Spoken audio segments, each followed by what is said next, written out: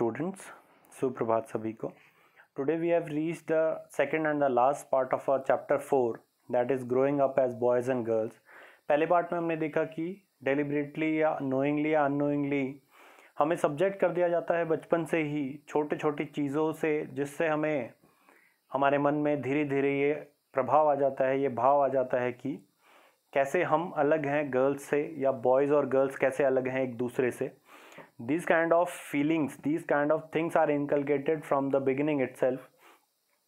And what are the implications of these things, these small things which we do unknowingly also sometimes our parents also do. I'm not saying that everybody do these things or everybody follows these things, but many people in our society do these things. So, and after that the problem is on a large scale when we grow up as from boys to men and from girls to women, etc. So now moving on, let's come to the second part of the chapter, growing up as boys and girls, part second. In this part you will read about valuing housework done by women specifically. In the previous example, we have seen that if a housewife doesn't work for a day, then nothing. It was managed by the family, the husband and the children. So it is very important. So why are we discussing the importance? हम इसकी importance को, इसके महत्व को क्यों discuss कर रहे हैं? क्योंकि हम अक्सर उसको कोई वैल्यू नहीं देते हैं. जो व्यक्ति काम करता है उसी को पता है कि उसकी वैल्यू कितनी ज़्यादा है, पर हमारे लिए या आम लोगों के लिए या मेल्स के लिए या चिल्ड्रन के लिए, बच्चों के लिए ये बहुत ही एक आसान सा काम है, एक नेचुरल सा काम है जिसमें कोई मेहनत नहीं लगती. ऐसा बहुत सारे बच्चे और मेल्स सोचते हैं कि जो फीमेल्स या डोमेस्टिक हेल्पर्स हमारा काम कर रहे हैं घर का, उसकी कोई वैल्यू नहीं है. उसका एक एस्पेक्ट ये भी है कि उससे पैसा अर्न नहीं होता है, तब इसलिए भी हम ये सोच लेते हैं कि it has no value. So valuing house work, the prejudice, हमारे दिमाग में क्या क्या धारणाएं हैं, भ्रांतियां हैं हाउस वर्क को लेकर. कुछ ऐसे हैं कि house work and care giving task are seen as no real work and is valued very less. जो हाउस वर्क है, जो केयर गिविंग वर्क है, जो केयर हमारी मदर्स हमारे एल्डर्स की, बच्चों की करती हैं, या जो हमारी सिस्टर्स करती हैं, उसकी कोई वैल्यू नहीं है. Across the world, it is believed that looking after the elderly, small children and doing housework is a primary responsibility of women. ये जो primary responsibility है ये महिलाओं की है. Across the world, it is believed that जो महिलाएं हैं उनका जो बच्चों को संभालना है और केयर जो देती हैं वो हमें और हमारे छोटे छोटे कामों को बहुत आसानी से और बहुत अच्छे से मैनेज कर पाती हैं, वो बहुत ही आसान है. It is also believed that it is something which comes naturally to women and we doesn't often pay for it. तो ये हम सोचते हैं कि women के लिए तो एक natural task है, बाय बर्थ उनको सब कुछ आ जाता है और हम इसके लिए पैसे भी नहीं देते हैं, तो ये बहुत ही ईजी है. बट रियलिटी इससे कहीं अलग है, रियलिटी इससे कहीं दूर है. जो मेल्स की या जो बच्चों की मुख्य धारणा है, बहुत सारे लोगों की, मेजॉरिटी की, कि ये बहुत आसान है और बहुत नेचुरल है, सच्चाई इससे बहुत अलग है. तो फिर सच्चाई क्या है? इसके लिए पहले हम एक एग्जाम्पल देख लेते हैं, एक डोमेस्टिक वर्कर की ज़िंदगी का. स्टोरी ऑफ मिलानी, जो कि कार्य कर रही है एक डोमेस्टिक वर्कर की तरह. तो उसकी स्टोरी में क्या मुख्य चीज़ें हैं, आपकी किताब में दी हुई है story. It is given in your book. So let's see what are the main important points. She works in the kitchen and in the house there is a 3-storied house in which this woman, that is Milani, a domestic worker, she works in the kitchen. Along with her 2 other girls work, but they are for cleaning and looking after other activities of the house. So what is happening with her, उसके साथ कैसी problems आती हैं, उनके बारे में discuss करेंगे. She was treated with disrespect and often humiliation. The owner shouted a lot to get any work done. तो जो मालकिन है उस घर की, वो अक्सर उसके ऊपर शाउटिंग करती हैं, चिल्लाती हैं, डांटती हैं, उसको बेइज्जत करती हैं अलग अलग काम कराने के लिए. हंगर, उनको पेट भर के खाना भी नहीं दिया जाता है, जबकि वो सुबह से लेकर शाम तक इतना हेक्टिक वर्क, इतना फिजिकली डिमांडिंग वर्क करती हैं. They were only given 2 dry rotis and a cup of tea in the breakfast. All these 3 are given 2 rotis each. Another is in human behavior. They were not even allowed to wear chappals inside the house even in winters. तो उनको चप्पल भी पहनने के लिए allow नहीं किया जाता है सर्दियों में भी. तो इतने ठंडे फर्श पे आप अंदाज़ा लगा सकते हैं कि उनके पैरों के साथ कौन कौन सी प्रॉब्लम्स, परिस्थितियाँ उन्हें झेलनी पड़ती हैं. तो ये कुछ एग्जाम्पल हैं कैसे हम एक्सप्लॉयटेशन करते हैं डोमेस्टिक वर्कर्स का. हम में से बहुत सारे लोग, ये ज़रूरी नहीं है कि सभी लोग ऐसा करते हैं, but many people do these kind of things. So women need to fight and raise voice against these problems. Live और डोमेस्टिक वर्कर्स में अब कुछ सवाल हैं इस स्टोरी पर आधारित. कौन कौन से?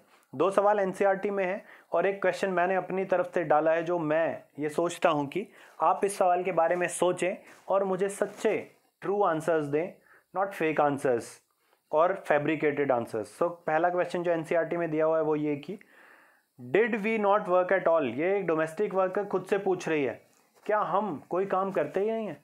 तो आप खुद सोच के इसका आंसर दें कि क्या वो काम करती हैं या नहीं करती हैं. Another question is did we not deserve to be treated with some respect. क्या हमें कोई भी इज्जत मिलनी चाहिए या नहीं मिलनी चाहिए? क्या हम डिजर्व करते हैं रिस्पेक्ट या नहीं करते हैं?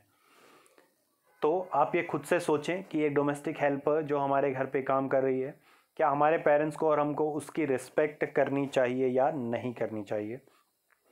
और क्वेश्चन नंबर 3 जो मैं आपसे पूछ रहा हूँ, have you ever said thanks to your mom for doing house work and taking care of you so efficiently.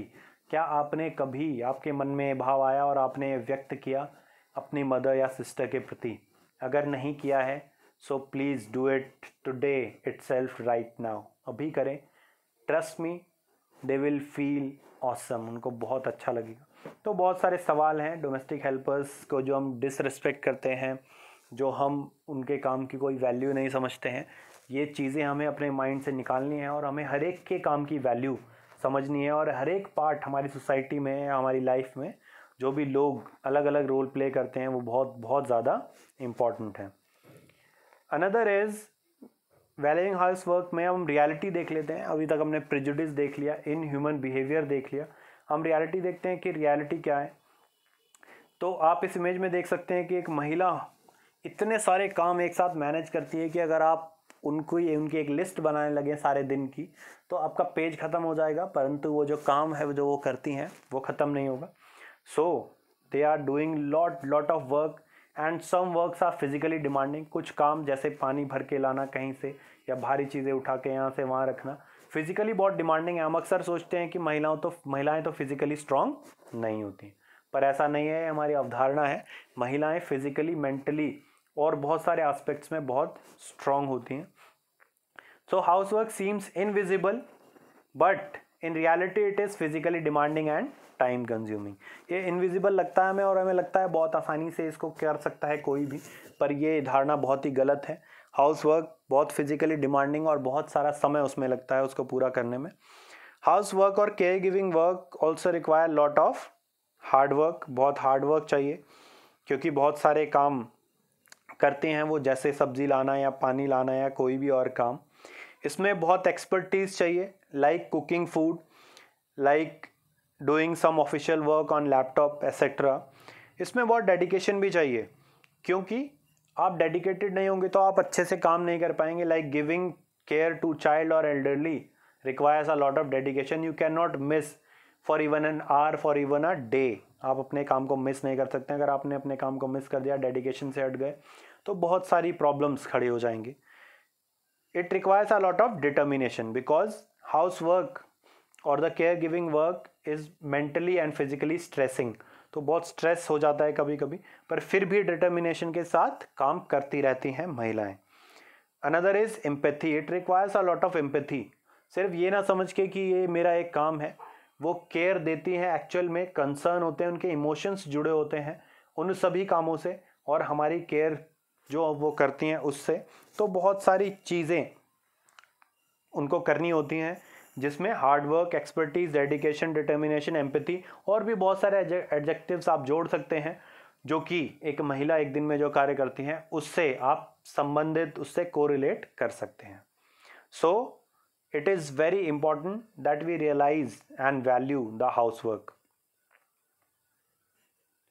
Next is a tabular comparison. अब आपकी किताब में एक कंपैरिजन दिया हुआ है. कैसा कंपैरिजन है वो?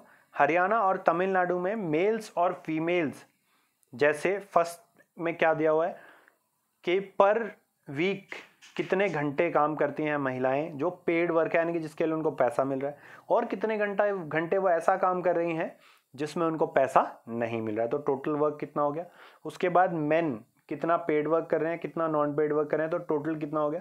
जब आप इस कंपैरिजन को टोटलिंग करेंगे तो आपको पता लगेगा कि महिलाएं कई घंटे ज़्यादा काम करती हैं as compare to men in different parts of the country. So अब इस टेबल पे बेस्ड कुछ सवाल हैं, जैसे what are the total number of hours spend by women in Haryana and Tamil ईच वीक. तो इस टेबल को आप अपनी कॉपी में भी बनाएं और उस कॉपी में इसको कंप्लीट करें. तो कितने घंटे महिलाएं काम कर रही हैं टोटल तमिलनाडु में और हरियाणा में एक हफ्ते में. दूसरा सवाल है how does this compare with the total number of work hours spend bye main. तो मेन कितने घंटे काम कर रहे हैं, उसके बाद आप कंपैरिजन में कंक्लूजन लिखें कि कौन ज़्यादा काम कर रहा है और किसको कौन ज़्यादा हार्ड वर्किंग है. Next is women's work and equality. तो कुछ समस्याएं भी हैं महिलाओं की, हम सभी को पता है कि इक्वालिटी नहीं है, शोषण होता है, ठीक है, बहुत सारे जॉब नहीं मिल पाती हैं आसानी से, एंड जो जॉब मिलती भी है तो वहाँ पे उतने ही काम के लिए मेल को ज़्यादा पैसे मिलते हैं, वहीं महिलाओं को कम मिलते हैं. इसी तरीके से पॉलिटिकल रिप्रेजेंटेशन या राजनीतिक स्तर पे रिप्रेजेंटेशन, प्रतिनिधित्व इतना नहीं है महिलाओं का. तो जानते हैं कुछ प्रॉब्लम्स को. क्या क्या प्रॉब्लम्स हैं महिलाओं की. Women are often subjected to double burden of work, still their work is less valued. तो उनके वर्क का जो बर्डन, तो महिलाओं पे एक डबल बर्डन है जिसकी वजह से उनको डबल काम करना पड़ता है. वर्किंग आवर्स उनके, अगर वो एक वर्किंग वुमेन है तो घर पे और बाहर ऑफिस में काम करने के अगर आप घंटे ऐड कर दें, बहुत ज़्यादा वर्क करती हैं वो. इसको बोलते हैं हम double burden of work, where they work at home and at office also. So this problem is a part of which problem? Women's inequality is a part of a larger system of inequality between men and women. ये जो हम अलग अलग spheres में life के देखते हैं inequality women के अगेंस्ट या मेन और वुमेन में, उस सिस्टम का एक छोटा सा हिस्सा है. It is also against the important fundamental principle of equality of our constitution. ये हमारा जो संविधान बराबरी का अवसर देता है, ये एक फंडामेंटल राइट देता है सबको, उसके भी अगेंस्ट है. So what are the solution. तो सॉल्यूशन कुछ हमारी सरकार कर चुकी है, बहुत सारे और करने हैं. कुछ सॉल्यूशन जो सरकार पहले से कर चुकी है उसको जान लेते हैं. क्या क्या सॉल्यूशंस कर चुकी है. The government has set up child care centres called anganwadis in rural areas. Rural area में आंगनवाड़ी स्थापित की गई हैं ताकि जो महिलाएं हैं वो जब काम पे जाती हैं तो उनके बच्चे वहाँ पे रह सकें, उनको खाना प्रोवाइड किया जा सके और उनको कुछ पढ़ाई कराई जा सके प्राइमरी लेवल की. The government has made it mandatory for organisations having more than 30 female employees to provide creche facilities. तो क्रेच फैसिलिटी प्रोवाइड कराने के लिए कंपलसरी कर दिया है सरकार ने उन ऑर्गेनाइजेशन, उन संस्थाओं को जहाँ पे 30 से ज़्यादा महिला कर्मचारी काम करती हैं. Special funds are established for girls belonging to BPL families. BPL families की जो गर्ल्स हैं उनकी फीस माफ़ी या उनके होने पे कुछ सम ऑफ मनी उनके खाते में जमा करा देना ताकि जब वो 18 साल की हो उसके बाद जब उनकी शादी करानी है तो उस फंड को, उस पैसे को यूज़ कर सके. तो ऐसी बहुत सारी स्कीम्स सरकार ने चला रखी हैं specifically for girls and women. और पॉलिटिकली हम क्या बोल सकते हैं, 1/3 reservation in local body elections for women. 1/3 आरक्षण कर रखा है हमने लोकल बॉडी इलेक्शन जैसे कि म्यूनिसिपल कॉर्पोरेशन, नगर पंचायत या विलेज पंचायत में. इसी तरीके का एग्जाम्पल हम देख सकते हैं अपने नगर पंचायत में भी, जहाँ पे महिला आरक्षित सीट थी जिसमें श्रीमती अरुणा बेंजवाल जी खड़ी हुई और उन्होंने चुनाव जीता. तो इस तरीके से महिलाएं अपना रिप्रेजेंटेशन, अपना प्रतिनिधित्व पॉलिटिकली करके अपनी समस्याओं को उठा सकती हैं और उनको रिजॉल्व करा सकती हैं. Now coming on to the last part, that is assignment. Question number first, do you agree with the statement that house work has a lot of value, give examples in support of your argument. क्या आप इस statement से agree करते हैं कि house work की बहुत सारी वैल्यू है? अगर हाँ, तो अपने आर्ग्यूमेंट, अपने एग्जाम्पल्स दें कि कैसे हाउस वर्क की बहुत ज़्यादा वैल्यू है। Question number 2, what are the different steps taken by government to promote equality and stop women both at workplace and at homes from being exploited? ठीक है, तो वर्क प्लेस और होम में exploitation से बचने के लिए आप उस पर आगे ऐड कर दें फ्रॉम एक्सप्लॉयटेशन एट होम्स के बाद। तो हमें इस क्वेश्चन में क्या बताना है कि सरकार ने क्या क्या कदम लिए हैं महिलाओं को इक्वालिटी पे लाने के लिए as compare to males. Question number 3, what kind of problems are generally faced by the domestic helpers? Give examples in support of your answer. Domestic helpers को क्या क्या समस्याएं आती हैं उसके examples दें। So this was all about the chapter growing up as boys and girls. I hope you got everything which I wanted to say. If you still have doubts and queries, you can anytime ask and get clear your queries. You can also give your advices. Thank you and have a nice day.